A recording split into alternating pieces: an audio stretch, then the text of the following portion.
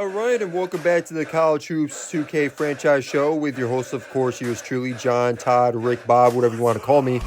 Today we have a really special, well, not just a guest and not just two people, but now we got a whole starting five. So this team almost shot the entire country last week with a very impressive showing against the defending champion New Orleans Privateers. An Ivy League school nonetheless. These guys have played their hearts out, and I think they really deserve a ton of respect. I think there's a lot of potential on this team, a lot of good shooting, a lot of strong rebounding, really big team too.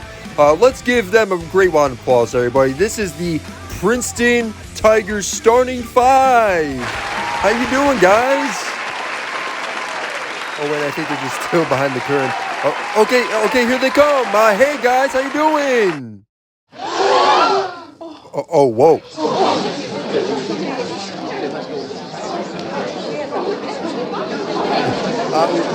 Well, how you guys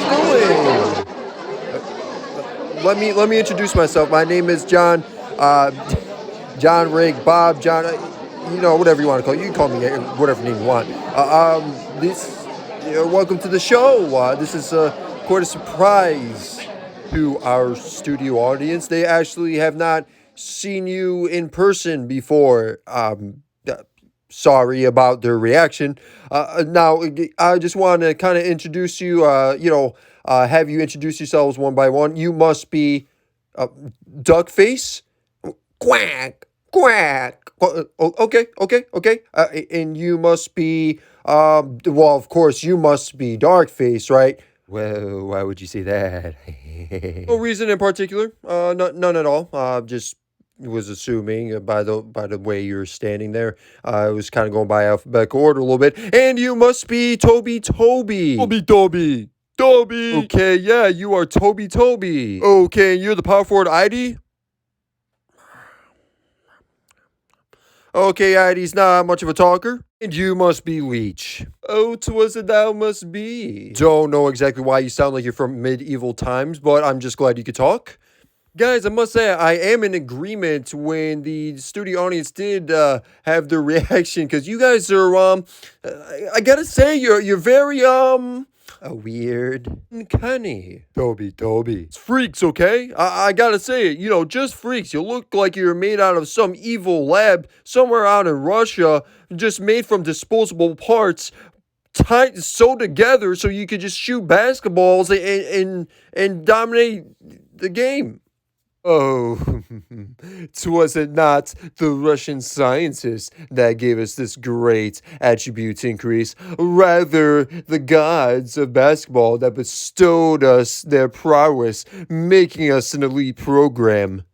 Yes, they increased our shooting, they increased our speed, making us practically indestructible. Okay, now I'm curious. Now, what the hell is going on with this whole gods thing? Now, this is the second time on this show alone that I've heard this whole thing about these old basketball gods, how they increase these so-called attributes to players in the NCAA college franchise. What is up with this? I'm just so lost. Well, as you know, as Princeton has never been known for their college basketball program, rather just their academics. And me, Duckface, quack, Toby.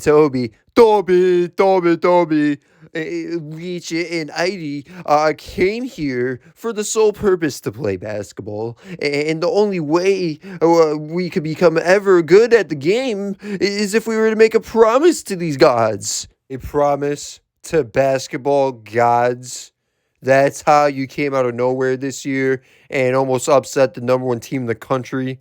Because you made a silly promise to these basketball gods? Well, doesn't it explain so much? I mean, we were practically nobodies last season. Didn't you recognize us? I mean, we are sophomores now, and we are but a mere freshmen last year. Yes, I understand you were freshmen last season, you're sophomores this year. But it just doesn't really make sense. I mean, yes, I understand, second game of the regular season, you almost upset the top team in the nation, which kind of caught everybody off guard, and you really looked good good doing it, and you held a lead for a very long time. But if you're about to tell me that the reason why you just all of a sudden had this great game is because you made a promise to basketball gods, to me, it's just between you and Devin the Pastor Henderson, it's just it's really boggling to me. It's just boggling. Well, haven't you noticed anything? Haven't you noticed anything different about appearance from this season, last season? Well, I definitely can't say so, but yet again, I never followed Princeton basketball ever in my life, and I've been a commentator for probably about 20 years now, so that says a lot about your program, first off. Well, look at the pictures from last season versus the pictures from this season. Don't you notice a difference? Yes, I do. Your faces look mutated as fuck. I mean, where did this come from? Did you all as a team just go to like the plastic surgeon in the local area and just like get your faces all rearranged? You guys look hideous. Oh, but he doesn't understand our disposition. What disposition? Oh, but don't you see? In order for us to increase so much in skill, we had to make a promise to the basketball gods. Wait, are you telling me that you guys all went to a plastic surgeon to get your faces mutilated so you could do some weird ritual so you could become better at basketball? Oh, but there was no other way. We had to shake things up somehow. Kobe. The other teams are just getting too good. Yes, and in order to make a run in the conference, we had to make a deal with these gods, and they bestowed their gracious attribute increase to us. Okay, I'm getting really nervous now because between you guys and my dad, the pastor, I'm getting this vibe, this sense of like this cult mentality where you guys just think if you do these weird things like change your name, changing your appearance, doing these weird rituals, that somehow that these basketball gods are gonna just make you better. And I'm going to tell you guys the same thing I told my dad, the Pastor Henderson. And I'm going to tell you that I don't think you guys need that. I think you guys did it the right way. I think you just went to camp with a good mindset. You brought your game to a whole new level. And your hard work is now looking like it's going to pay off, and you might actually make a run in the tournament a little bit. Oh, but what you don't seem to realize, man with many names, is that we don't have time to play basketball at Princeton. It is the most prestigious institution in the entire United States. And do you think we really have time to bounce balls around? So how do you think we balance both lives? Half our time on academics, the other half of time praying to the basketball gods. Of course, it's the only way. And it's really gotten to Toby. As you could see, he was once a Princeton man, a true scholar of academic prowess. The gods have given him so much that now he's just merely an athletic brute and no longer a scholar. Toby. Guys, what you're telling me, it sounds like something out of like a 1940s monster movie, okay? It just sounds so bizarre. You're telling me that you guys were among some of the brightest minds that this country had to offer, and you made this deal with these gods, and these gods bestowed such great powers of basketball skill upon you that even affected you guys mentally to the point where you could only say one or two words at once. And I think you, my dad, the Pastor Henderson, and everybody else who's just stringing along this awful lie about these basketball gods are just trying to take us all on a loop here. You know, you just take us all on a ride. You know, it must be some TikTok thing that I'm not aware of. It just really doesn't add up. It's not funny, because a lot of people do get good at basketball overnight, and it's not some little mystical God thing. It's hard work, it's dedication, it's love for the craft, and I think that's just what you guys did. And, nothing else to me in this physical realm explains otherwise, Well, sir, you could believe whatever you want, but eventually you're going to see things that you've never seen before happen to college basketball, and there's really going to be no explanation to any of it.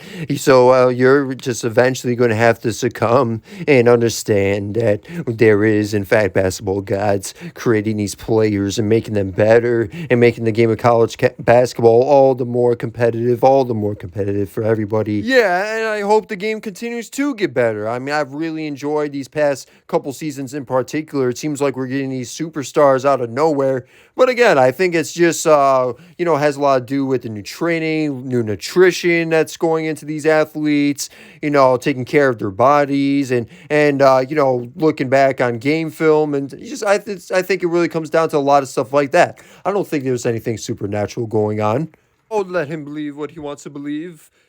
Sooner or later, he's going to find out the true ways of the basketball gods, and when he does, he will have to succumb to their greatness. And until that time, let's go back to our study and keep feeding off the nutrition of the basketball god genius.